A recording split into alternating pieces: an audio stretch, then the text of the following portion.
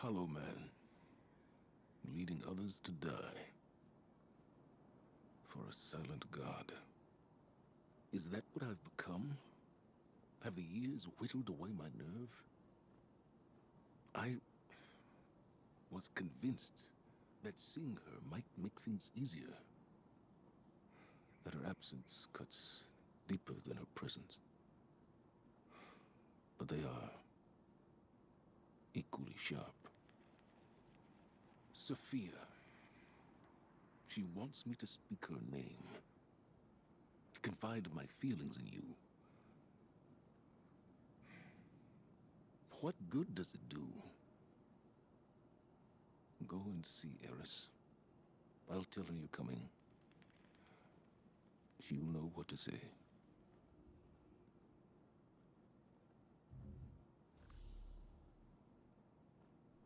Stay sharp, Hunter.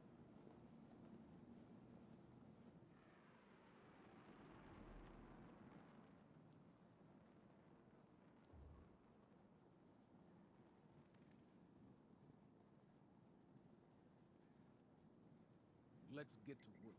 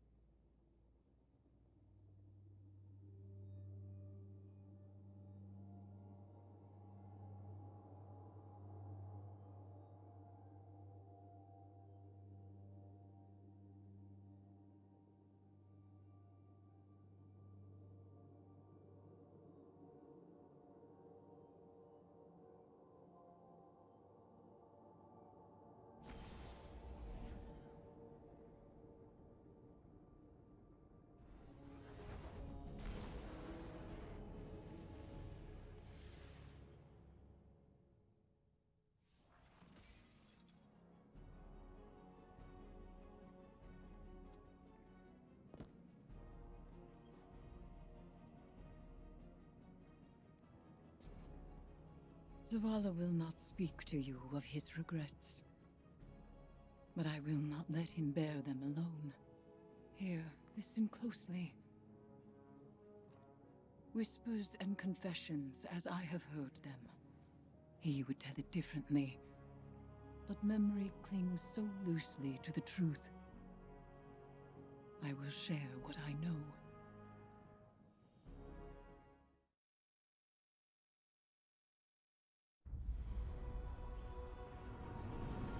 Before the Vanguard, before the city, there was a woman. Her name was Safiyah, and she was a surgeon. She came to Lord Saladin's gates, offering her skills in exchange for shelter. Zavala was his protege then. He had been taught his purpose, and he followed it without question. She maddened him. He infuriated her. But respect grew to admiration, and admiration to love. Does it surprise you that Zavala loved?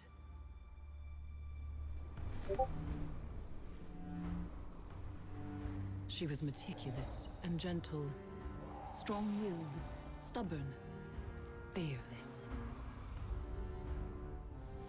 It began with an infant, orphaned in a fallen raid. Saladin had taught Zavala duty, war, and the light. But Safiyah showed him that he was more than an instrument of violence. She had one life, and she would share it with him. They called the boy Hakim.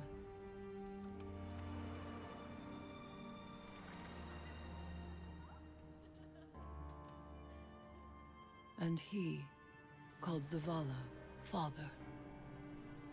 In his joy, Zavala thought to abandon the light, as he had abandoned Saladin's ways.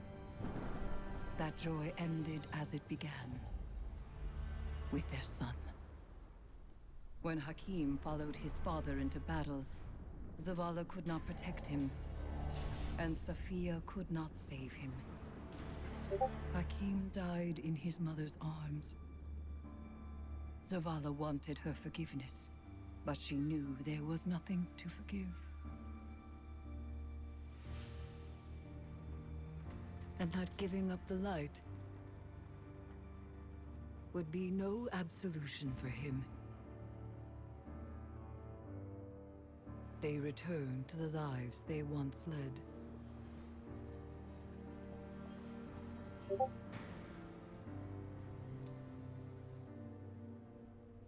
She found love again. She had a daughter. And when Safiyah passed, he asked her to forgive him. Through each generation, he mourned. He asked for their forgiveness.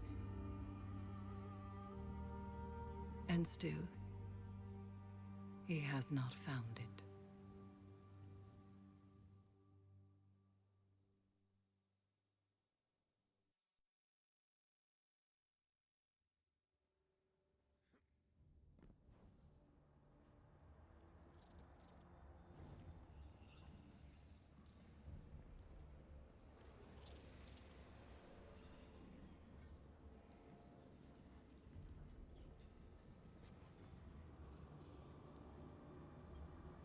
Per our arrangement, I am delivering a status report on the Imperial survey of the Leviathan. Our scouts confirm your reports of psychic anomalies emanating from the red phantoms seen throughout the ship. Scion Opti theorize that these phantoms are manifestations forged from a psychic background radiation permeating the Leviathan. Darkness. Navigational equipment shows that the Leviathan entered a gravitational anomaly and it was at once within and outside of the known universe for an indeterminate period of time when it emerged.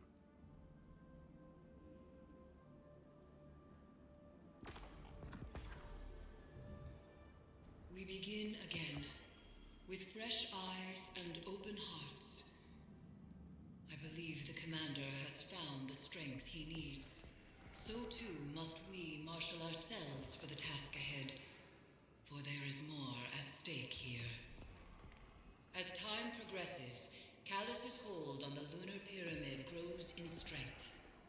For each connection we have severed, the remaining